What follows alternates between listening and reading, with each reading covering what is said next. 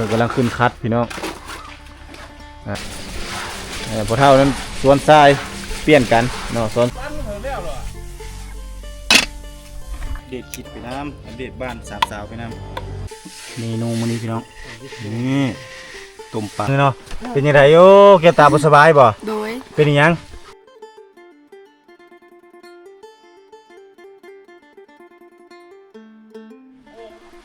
กับทักทายสบายดีบรรยากาศยามสวย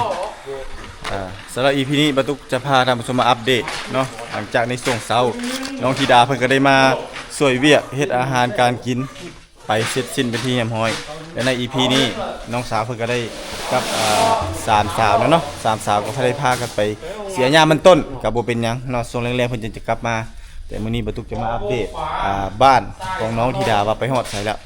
นี่ทีมงานเฮาก็ถือว่าแบ่งแผนกกันเนาะแผนกหนึ่งนี่ห่อนทรายเอาแย่งสีฟ้านั่นเป็นบ่อนห่อนพุ่นละของทรายพุ่นก็ใส่น้ำมันจึงไวเวลาใส่น้ำเนาะห่อนใส่กระฟุยนี่แหละนี่เขาจะเอาน้ำมาใส่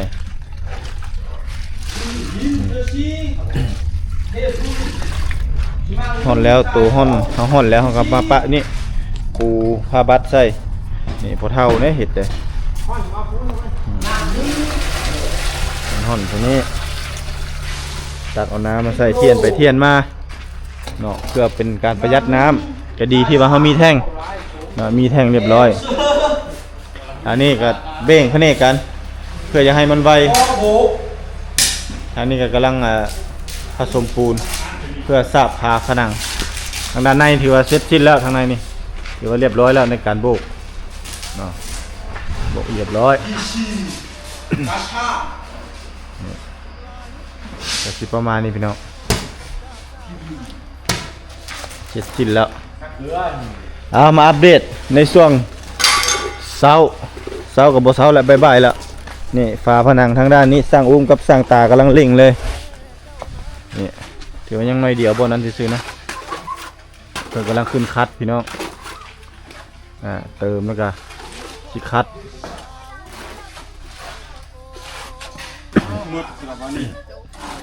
อยู่ว่าไวเตอะพี่น้อง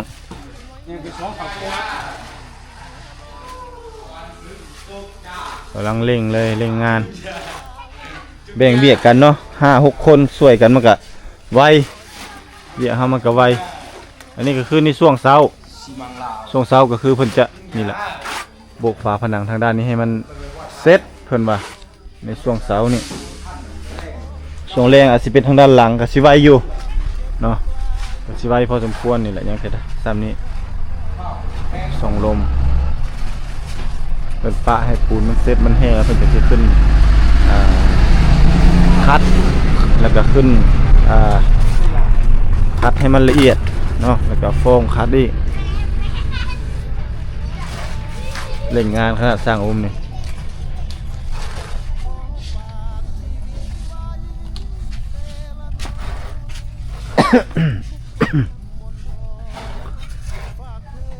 ต้องเฮ็ดทรงระดับพี่น้องเพราะว่ามันสูงเนี่ยเราต้องเฮ็ดไม้กาดขึ้นเฮ็ดขั้นใดขึ้น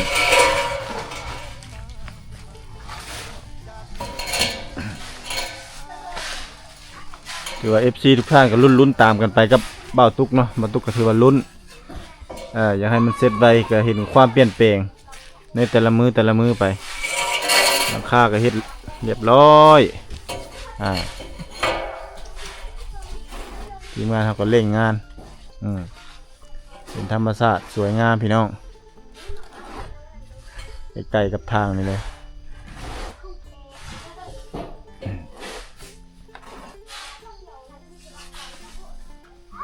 เริ่มเข้าหุบเข้าห่างเวลาเขาโบกปูนเข้าไปปุ๊บนี่โอ้ก็ถือว่าคือเลยได้เนาะถ้าทาสีเข้าไปปุ๊บนี่โอ้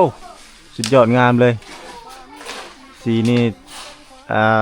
สีที่เหมาะกับเฮือนนี่มันต้องเอาสีแบบให้มันแบบโบเปื้อนปานใดถ้าเอาสีเจิดจ้าอะไรมันก็จะเปื้อนสีให้สามสาวเพื่อเลือกบุหัวอยู่ในฮานตัวที่เฮาไปเบิ่งฮานเปิดมาอยู่ตะโอ้ยนี่ มาแล้วบ่สีนี่หรือว่ายังมีหลากหลายสีให้เลือก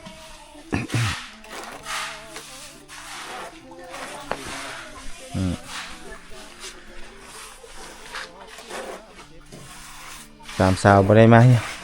หิ้วคุปูนน้ำเนาะเพราะว่าเพิ่นไปให้ไปสวนเป็นช่วงแรงพุ่นแหละเพิ่นสิได้หิ้วคุปูนสวยอยู่บ้านนี่เพิ่นก็หิ้วไปแล้ว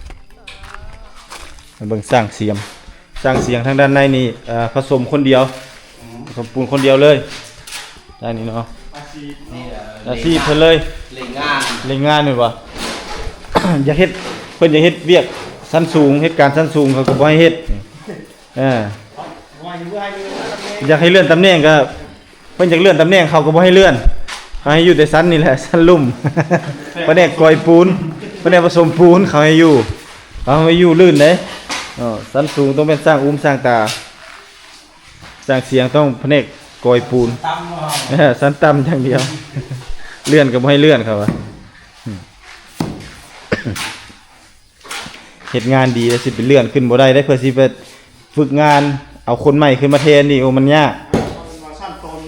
สั้นต้นน่ะนี่เพิ่นว่าสานสั้นต้น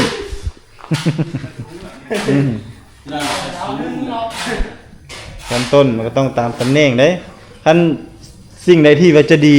โบกแล้วมันจะงามโบกแล้วมันจะสวยมันขึ้นกับสั้นต้นนี่เด้สั้นต้นผสมปูนดีกอยปูนดีมันก็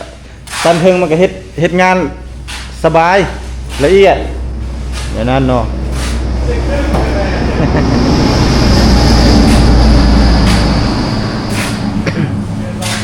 นี่ประมาณนี้นี่ทางนี้ก็อันนี้แห้งสั้นกลางอันนี้อันนั้นสั้นต้นอันนี้สั้นกลางคนนี้ห่อนทรายนี่เนาะ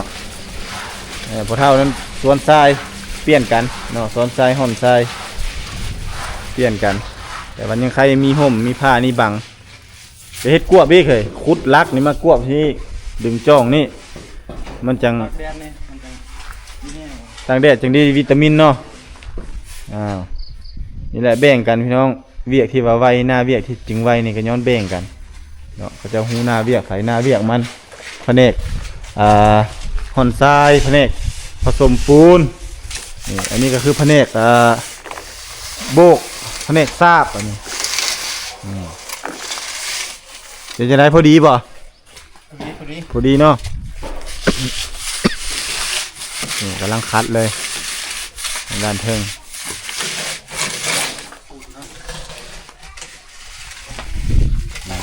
ขุดยาเป็นมะเร็งนี่แหละเราเห็นเวียกเป็นทีมเราเป็นทีมเวิร์กมันเลยเห็นผลสำเร็จไว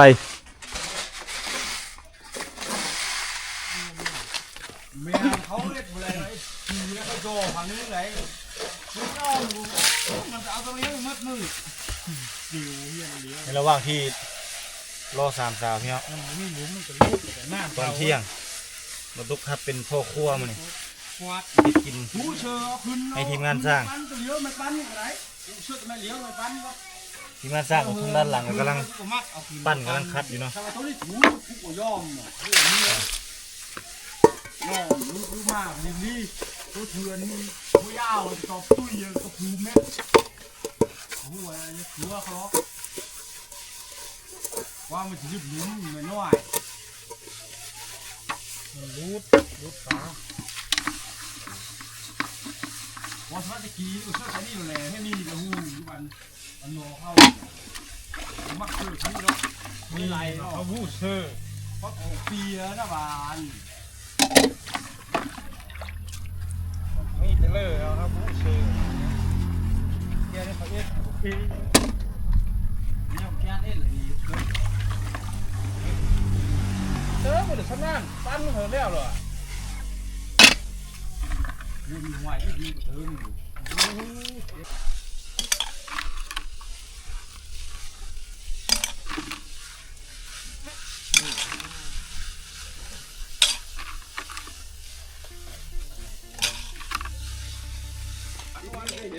พี่น้องเมนูมื้อนี้จะจัดต้มปลาปลาเท่าคนไปหาอยู่น้ำซีมีสิจัดให้เลย เพราะว่าบ่มีสามสาวบ่มาพี่น้องสามสาวข้าไปเฮ็ดเวียกมื้อนี้บ่ตุกเลยเป็นพ่อครัวเป็นเซฟกระทะเหล็กนี่เทนั่นสามสาวเพิ่นนะโอ้โหตาตัวนี้แล้วนี่มันจบอันนั้นอะไรมันจบกันยิบเนาะมันจะไปเบียร์แล้วทางห้างเยอะแหละนี่มันกล้าไปเห็นไฟฟ้าเมื่อเอาเมื่อเลยทีมงานสร้างเพิ่นก็มีเรื่องเล่านะเรื่องเล่าอดีตเพิ่นแล้วก็ซากโบกทางด้านนอกเนาะเอาก็คือเป็นพ่อครัวให้เพิ่นนี่ฮะใส่ปลาดุกปลาลาดว่างเบิ่งได้ปลาดุก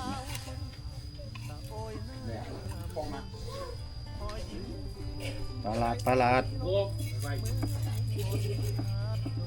เมนูมื้อนี้พี่น้องนี่ต้มปลาอันนี้ปลาธรรมชาติจากเซละนองเนาะใส่ผักสะแงงเรียบร้อยฝีมือบาตุกเนาะแล้วเราก็จะตบท้ายด้วยตัวนี้ผักหอมจังน้อยจะเลยสิจีเจลมักเผ็ดเราล้างถ้วยล้างถูหรือว่าเสาะเก็ดปกเก็ดปูเก็ดปลาเรียบร้อยทีมงานสร้างเพิ่นกำลังเร่งคัดอันนี้ก็กำลังคัดกำลังเกาอยู่เร่งงานขนาดเลยเนาะตัดสร้างอุ้งกับบได้พักเลยบ่พักเลยได้บ่ได้พักเลยนะพี่น้องเลยเร่งโหทั้งมันก็คัดเกาเรียบร้อยงานไปฝนมาเท่านั้นนะมันฝนมานี่จาวกันแล้วเห็นบ่อันนี้เพิ่นเร่งย้อนฝนพี่น้องพอเวลาอีกมื้อนึงให้เลี้ยงมื้อนั้นนี่นะพอเวลากันชาบกันบวกทางด้านนอกนี่เนาะถือว่าให้สำเร็จต่อไปกับปูกะโลเป็นบ่อติดกะโลนี่ถือว่าสร้างเพิ่นมีฝีมือชำนาญงานรวดเร็วทันใจว่องไวบริการพี่น้องทักหาสั่งได้เพิ่นว่านี่ละต้องมีผู้เฮ็ดอยู่เฮ็ดกินไปน้ำเบี้ยมันจังเดินงานมันจังเร็วไหนมันแนวนั้นเลยพี่น้องเนี่ยเราก็ไม่เฮ็ดกินท่าเพิ่นพี่ละตามสเต็ปเฮาคือเก่านี่สเต็ปการเฮ็ดอยู่เฮ็ดกินเนาะ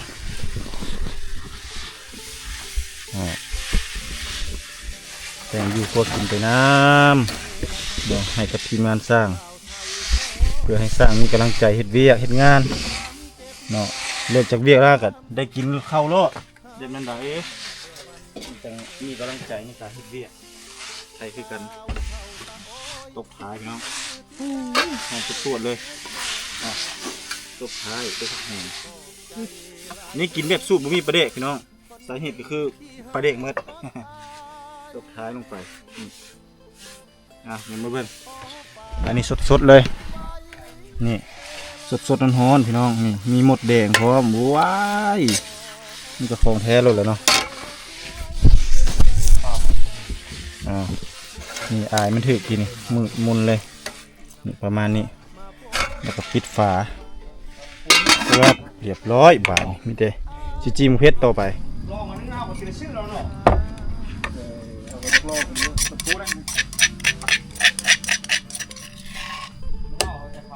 มีแก้วแบบบ้านๆแก้วแบบบ้านสามสาวเพิ่นจะตัดนะครับเขาจะเอาน้ำใส่หน่อยหนึ่งเนาะเอาน้ำใส่หน่อยหนึ่งยอดใส่ดีคักเลยต้มปูต้มปลาประมาณนี้พี่น้องปุ๊บเดี๋ยวเอาเจียวใส่เนาะน้ำสีเจียวจังหน่อยเนาะเอานี่เลยน้ำก่อนจวบ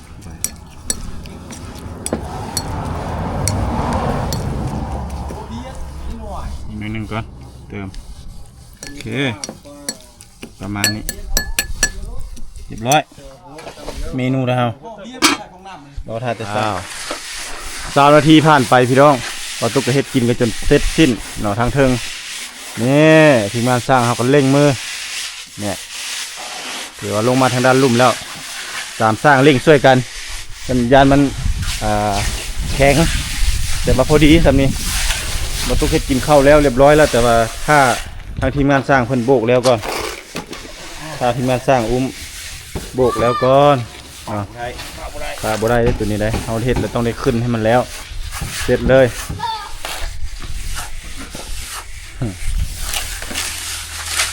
ขาดว่าเพิ่นว่าให้แล้วด้านนี้มือนี่เนาะด้านนี้ให้สำเร็จเพิ่นว่าทางทีมงานเร่งเลยเร่งเป็นเร่งให้สร้างเสียงมาช่วยเนาะเลื่อนให้เลื่อนตำแหน่งนิดนึงเลื่อนก็เลื่อนต่ำๆบ่ให้เลื่อนสูง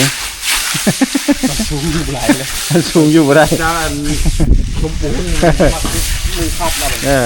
สมปูนเป็นมือคัดได้อยู่เพิ่นว่าก็สิประมาณนี้เนาะพักผ่อนจะได้เฮ็ดอีกเป็นได้กินข้าวเด้อ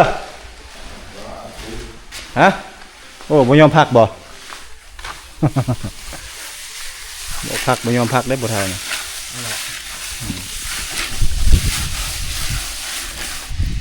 ต้องเร่งเลยเร่งด้านนี้เนาะมันก็เทินได้เฮ็ดได้ต้องเร่งช่วยกันก่อนเนาะโอ้เริ่มเข้าหูเข้าห้างเลยพี่น้องถูกเอาเนมตัดมาจากทางด้านหน้าเนาะจากการตัวมุกมาปั๊บมาทางด้านนี้โอ้เข้าหูเข้าห้างเลยทีเดียวเนาะเปลี่ยนเลยคักหลายสุดยอด เริ่มคัดเรื่องอย่างผมพอเท่าเพิ่งบริยุทธ์อยู่ละเก็บปูน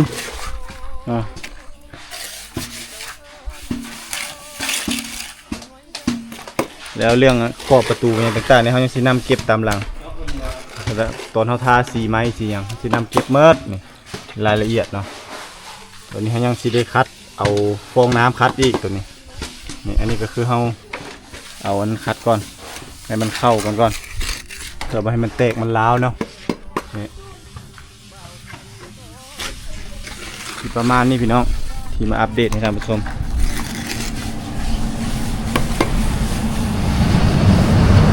ถือว่าทีมงานสร้างเพื่อกันเร่งเต็มที่เร่งฝีมือเต็มที่เนาะเร่งเพื่อให้มันเซ็ตให้มันแล้วไวเท่าไรแห้งดียิ่งดีเลยนี่ความว่องไวพี่น้องอันนี้ยังจะเอาน้ำอันนั้นอีกล้างอีกจังน้อยเนาะมันเป็นเห็ดแล้วสมบูรณ์พุ่นละอันนี้มันเป็นคราบปูนด้วยเช่ไม่ได้มีปัญหาอย่างโอ้อยากเย็นเลยได้นี่เลยเกียงปลาเท่านี้เนาะอ้าวสามสาวมาแล้วโอ้จักโมงแล้วนี่ฮะ12 โมงยังโอ้บริหินหน้าเกียวตาลายมือเนาะเป็นยังไงโอ้เกียวตาบ่สบายบ่โดยเป็นยังเป็นไข้เจ็บหัวจักมือบ่สบายนะ2 มือโอ้2 มือกับลายอีพีเตอร์พี่น้องสาวเพิ่นเนาะถือว่าเศร้าบ่สบายปุ๊บแล้วก็ไปให้ต่อเลยบ่ได้พักเลยเนาะเวียกให้เจ้านี่เนาะเวียกอลีเวียกอโลเนาะไปเสียหญ้าแม่นบ่แม่นโอ้ไปเสียหญ้าให้ต่ออีกเป็นได้เศร้าคักแน่แล้วบ่เจ็บหัวนะเศร้าคักแน่แล้วบ่หรือว่ายังเจ็บอยู่เศร้าแล้วไวเนาะกลัวเครื่องจักรอีเนาะแต่เจ้านี่ยังเจ็บอยู่บ่ยังเจ็บน้อยเจ็บโบราณเนาะเจ็บน้อยนี่เจ็บโบราณพี่น้องเจ็บน้อยๆเพิ่นมาเจ็บหัวเนาะทั้ง2 สาวนี่2 สาวได้เห็นในหลาย EP พาไปเก็บหมอกไฟเนาะEP นี่ก็หลังจากที่บรรทุกเฮ็ดกินแล้วก็เบิ่งทีมงานสร้างเพิ่นกำลังโบกกำลังสาบอยู่ไวบ่โอ้คักเนาะเอาอย่ามาใกล้ๆกันเบิ่ง3 สาวอย่ามาใกล้ๆพี่โอ้นี่ไวเนาะมาบัดได้เห็นความเปลี่ยนแปลงบ้านนั้นเนาะโดยแปลงหลายแฮงช่วงเสาร์นี่เพิ่นสิให้แล้วประมาณตัวนี้ตัวแรงก็สิเหลือครึ่งๆน้อยๆนี่แล้วก็สิไปทางด้านหลังมื้อนี้แล้วก็สิอ้อมไปทางด้านพุ่นมื้อนี้เนาะให้มันสำเร็จเนาะเป็นตามขั้นตามตอนให้ลุ้นๆไปนํกันบ่ว่าถ้าเจ้าลุ้นอ้ายนั่งอยู่นี่ก็ยังลุ้นFC ก็ลุ้นไปนํกันเนาะลุ้นมาเฮือนถ้าเจ้าไปฮอดใส่แล้วเนาะตอนนี้เนาะ3 สาวได้บ่ได้มาบ่เนาะเพราะว่าในช่วงเช้าก็ถือว่าบ่ตุกถ่ายอัปเดตเนาะสถานการณ์เกี่ยวกับการเฮ็ดเวียกของทีมงานสร้างเฮาก็ถือว่าก้าวกระโดดเป็นหลายเติบเนาะมื้อนี้ก็ได้เห็นเนาะได้เห็นบ้านท้ายได้เห็น3 สาวเนาะเพิ่นมาแต่ให้เพิ่นมาเว้ให้ไปทางนี้ให้ใครย่อให้แต่เจ้าเลือกปุกเฮือนนี่ก็ถึกได้ไอเลือกให้นี่เนาะไอซื้อดินให้นี่ก็ถึก เป็นหยังจะบ่ถึกทางนี้ก็ไปให้ไปนาเนาะทางข้ามไปฝากทางนี่ก็ทางไปให้ตัวนั้นเนาะใกล้ๆเลยบัดนี้เนาะแต่จะอยู่ว่างกลางมีแต่เขาบอกว่าน้าบ่าวบอกหรือว่าบ่เฒ่าไม่เฒ่าจะว่ามื้อนี้ไปนาเด้อไปทางนี้เลยเนาะโดยสบาย ไปทางนี้เด้อไปดีเด้อแม่นบ่ โดย มีแต่ฝากซีพุ่นเนาะเฮาจะได้เข้าบ้านแม่นบ่ โดย อยู่ระหว่างกลางพี่น้องสามสาวอยู่ระหว่างกลางเนาะย้ายอ้ายอุตส่าห์ย้ายมาหาสัญญาณย้ายหนีป้าอีเนาะ โดยแต่น้องยังมีอีก มีบ่ ข่อย แถวใดจะมี มีสัญญาณนะสิจีบะฟอร์มสิจีบังคับ จีปลอม โดย กินแม่ม่วงนี่กินไหมเอาจ้าอ้าวมังมกกระโสนี่บ้านเจ้ามีบ่นี่อยู่ในบ้านน่ะเสี่ยงไร เจ้ามีหลายบ่กินละที่มองนอกพุ่นเด้อยันมันเหม็นแมงวันตอมกินโลด โอ้น้อยจะชม จ้าส้มมังม่วงมันละบ่จักเบิ่งไอ้มืออีกเอาจะเอามาใหม่เด้กินน่ะจ้าส้มจ้าเหยาะแม่นบ่จ้าเหยาะบ่จ้าส้มจ้าเหยาะโอ้เหยาะแล้วแม่นส้ม โดย เอากินปลดออกหมวกนั่นปลดให้ FC เห็นหน้างามๆของสามสาวเนี่ยเนาะถือว่าสำนึกก็งามแล้วเพิ่นมักสาวบ้านๆสาวแก่งสาว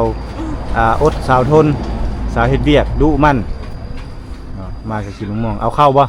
ฮึบ่ ย่านว่าสมัยน้อยอ้ายเคยได้ กินเก่าอ่ะ บีบ น้องบ่เคย บีบเอาในมันออกแล้วก็เอาเข้าม่องใส่ในนั่นบีบเข้าใส่แซ่บเด้ ปีก็ ลองบ่ น้องบ่เคยกิน อ้าวนี่สั่งนี่เพิ่นกินตลอดนี่สั่งนี่แต่เจ้าบ่เคยกินเนาะบ่เคยมีแต่กินแบบนี้โอ้ตัวนั่นแหละของแท้ถ้าเจ้ายังบ่เคยกินอยู่ของแท้แน่นอน สั่งบ่ได้บ่ฮ้อน บ่ฮ้อนบ่ โดย เจ้าไปให้ เจ้าสลาด มึงบ่ไหวดอก ยังบ่ไหว ไปให้ก็พากันมุงเอามุงแบบนี้สบาย พาในเอาในให้ใน ใช่นี่เราแล้วยับไปอีก ให้ในสร้างอีกมึง นี่ตักปลาหลักสีหลัก ในสร้างสิมุงอยู่แล้วในส ยา ร้าง กล้องนี่เราย้ายไป แซ่บเนาะมะม่วงกระโซแซ่บเอามาอยู่เฮือนนั่นแหละมันบ่มีผู้กินเลยอ้ายเลยเก็บมานี่ให้กับทีมสร้างกินมาให้เจ้ากินน้ำ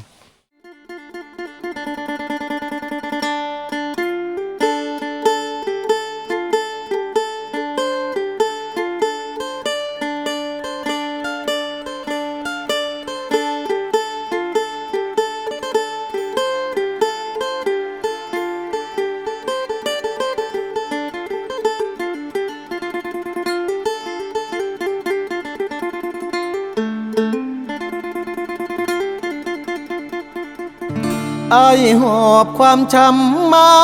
เซละนองหลายปีหม่นหมอ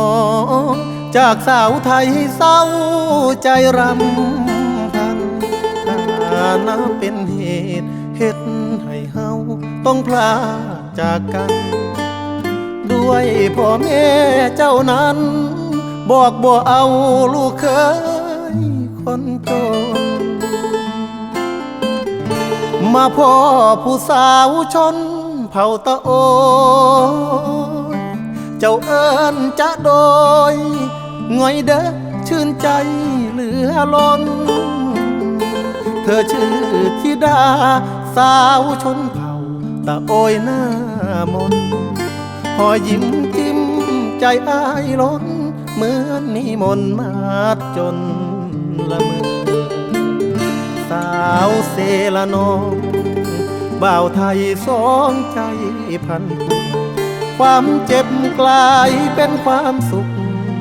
หากันแต่วันแรกเจอสาวเผ่าตะโอยชื่อธิดาอ้ายหาเจ้าเด้อขอบใจหลายเด้อคนดีที่หาพักอายขอฝากชีวิตไว้เซละนองทุกความหม่นหมองฝากเธอช่วยเป็นยาใจขอบคุณความเจ็บที่นำพามาพบสามใบจากนี้ทั้งชีวิตอายมอบให้เจ้าสาว งามตะโอ